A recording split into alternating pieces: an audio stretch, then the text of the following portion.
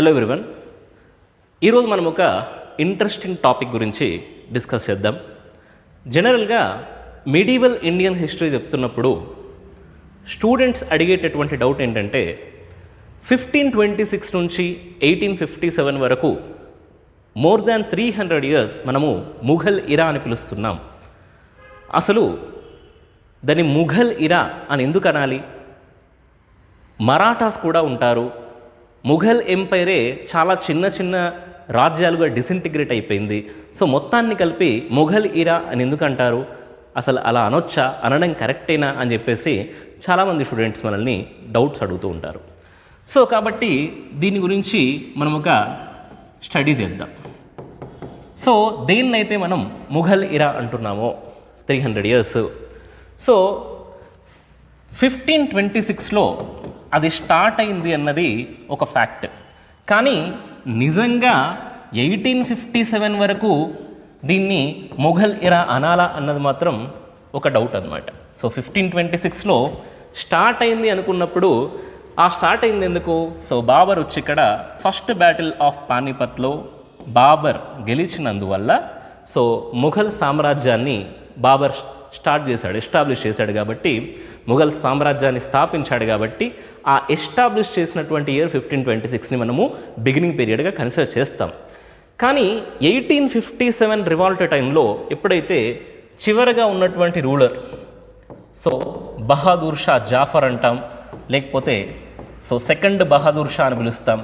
So Bahadur Shah Jafar లేదా second Bahadur Shah ఈ Mughal డైనాస్టీలో so చివరి పాలకుడు, అంటే he was the last ruler అని మనకు తెలుసు.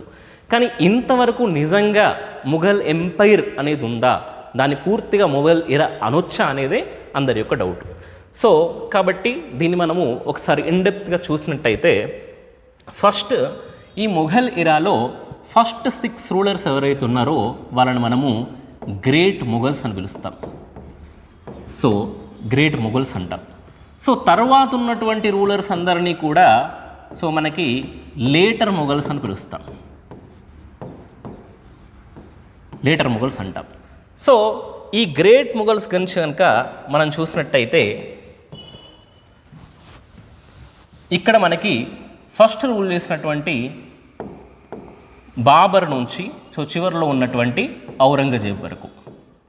సో బాబర్ ఉన్నాడు, బాబర్ తర్వాత అతని కొడుకు హుమయూన్, తర్వాత అక్బర్, జహంగీర్, షాజహాన్ అండ్ ఔరంగజేబ్. సో దీంట్లో ఫస్ట్ బాబర్ రూల్ స్టార్ట్ చేసింది 1526లో అయితే ఔరంగజేబ్ రూల్ ఎండ్ అయింది 1707లో. సో మనం చూస్తున్నటువంటి టైం లైన్లో ఇందాక మనం ఏమనుకున్నాం ముఘల్ ఇరానీ, సో అందరూ అడుగుతున్న డౌట్ ఏంటి, 1526 నుంచి 1857 అన్నాం. సో మధ్యలో 1707కే ఈ గ్రేట్ ముఘల్ రూల్ అనేది ఎండ్ అయిపోయింది. ఉన్నది వీళ్ళే బాబర్, హుమయూన్, అక్బర్, జహంగీర్, షాజహాన్, ఔరంగజేబ్.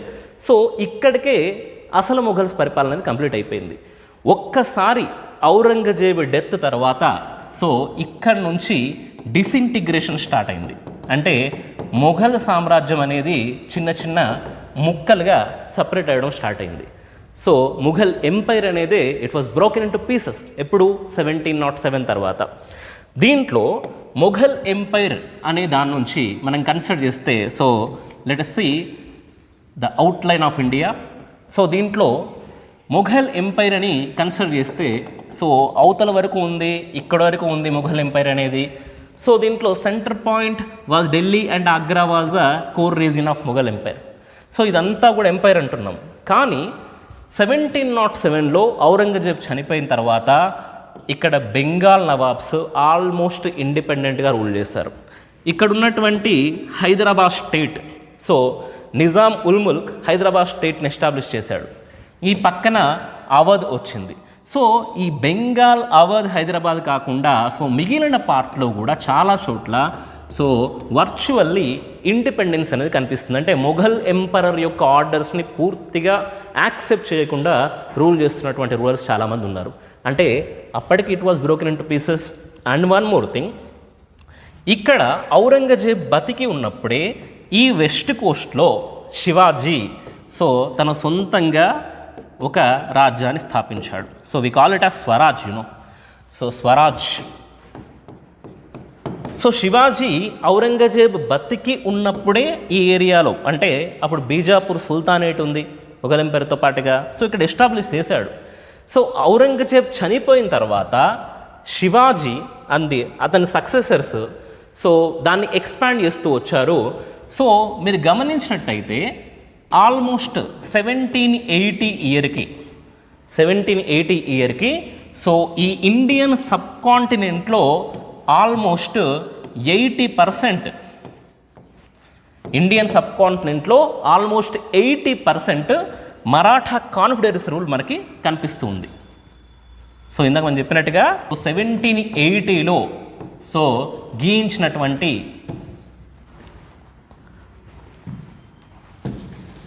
ఒక మ్యాప్ ప్రకారము మనం గమనించినట్టయితే ఇండియన్ సబ్ కాంటినెంట్లో, let us be clear here, Indian సబ్ కాంటినెంట్లో almost 80% of the area was under the control of Marathas, Maratha confederacy. Maratha confederacy అంటే 5 మరాఠా హౌజెస్ కలిసి రూల్ చేశాయి. అండ్ మిగిలినటువంటి 20%లో కూడా ఈ మరాఠాస్ చౌత్ అండ్ సర్దేశ్ముఖి అని చెప్పేసి 2 ట్యాక్సెస్ కలెక్ట్ చేస్తూ ఉన్నారు. ఇక్కడ మనం గమనించినట్టయితే మొఘల్స్ ఉన్నారు. ఎక్కడున్నారు? ఢిల్లీ, ఆగ్రా సరౌండింగ్స్లో మొఘల్స్ ఉన్నారు ఆ కాలం నాటికి. కానీ 80% of the sub continent it was under the hands of Marathas. And మిగిలినటువంటి 20%లో కూడా చౌత్ అండ్ సర్దేశ్ముఖి ట్యాక్సెస్ ఎవరు కలెక్ట్ చేస్తున్నారు? మరాఠాస్. అంటే అర్థం ఏంటి? ఇండియన్ సబ్ కాంటినెంట్ మొత్తం కూడా ప్రాక్టికల్గా మరాఠాస్ కంట్రోల్లో ఉన్నట్టే కదా ఎప్పటికీ 1780. మళ్ళీ మనం ముందుకెళ్దాం. మనం ఏమనుకున్నాం? 1526 నుంచి 1857 అనుకున్నాం. Let us be clear. మనం ఏమనుకున్నాం? ముందుగా 1526 నుంచి 1857 అనుకున్నాం. దీంట్లో 1707కి ఔరంగజేబ్ చనిపోయినప్పటికే డిసింటిగ్రేషన్ స్టార్ట్ అయిందని మనం చూసాం. అండ్ మోర్ ఓవర్ 1780లో బ్రిటిష్ వాళ్ళు మ్యాప్ గీసినప్పుడు ఆల్రెడీ ఇప్పటికే మరాఠా కాన్ఫెడరసీ కింద 80% ఆఫ్ ఇండియన్ సబ్ కాంటినెంట్ ఉంది. How can we call this as Mughal Ira? That is the question which arises in our mind. ఇక్కడ మీరు 1780 నుంచి 1857కి చూస్తే కూడా you can find a large gap here, 1780 నుంచి 1857 వరకు.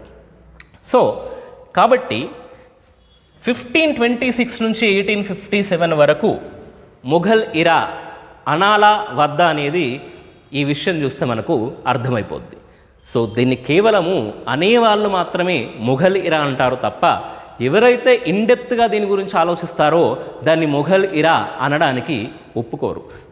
అందువల్ల స్టూడెంట్స్కి ఈ డౌట్ రావడానికి కారణం ఏంటంటే ఇన్ని రకాల ప్రాసెసెస్, అంటే ఒకే డైనాసిటీ పైన ఫోకస్ చేయడం వల్ల ఎక్కువగా ఉన్నటువంటి హిస్టరీ బుక్స్లో అన్ని డైనాసిటీస్ని పక్కకు పెట్టి కేవలం మొఘల్స్ పైనే ఫోకస్ చేయడము. చాలా చోట్ల మిడీవల్ ఇండియన్ హిస్టరీ టెక్స్ట్ బుక్స్లో మొఘల్ ఇరాని చాలా ఎక్కువగా హైలైట్ చేసి శివాజీ అండ్ మరాఠాస్కి చాలా తక్కువ పోర్షన్ ఇవ్వడం వల్ల సబ్కాన్షియస్గానే అందరికీ అది మొఘల్ ఇరా అనిపిస్తుంది. కానీ ప్రాక్టికల్గా ఇది కేవలం ఇంత మాత్రమే. కాబట్టి మనం దీన్ని ఒక 150 ఇయర్స్ అనుకుంటే ఈ 150 ఇయర్స్ని అప్రాక్సిమేట్లీ 150 ఇయర్స్ని మనము మొఘల్ ఇరా అనుకుంటే మిగతా 150 ఇయర్స్ని మనము మరాఠా ఇరానో లేకపోతే లోకల్ కింగ్డమ్స్ ఇరానో కూడా మనం పిలుచుకోవచ్చు. I think your doubt is solved. మీకు ఇలాంటి ఇంట్రెస్టింగ్ కాన్సెప్ట్స్ ఇంకా కొన్ని వినాలనుకుంటే రెగ్యులర్గా ఫాలో అవుతుండండి మా లెసన్స్. Thank you everyone.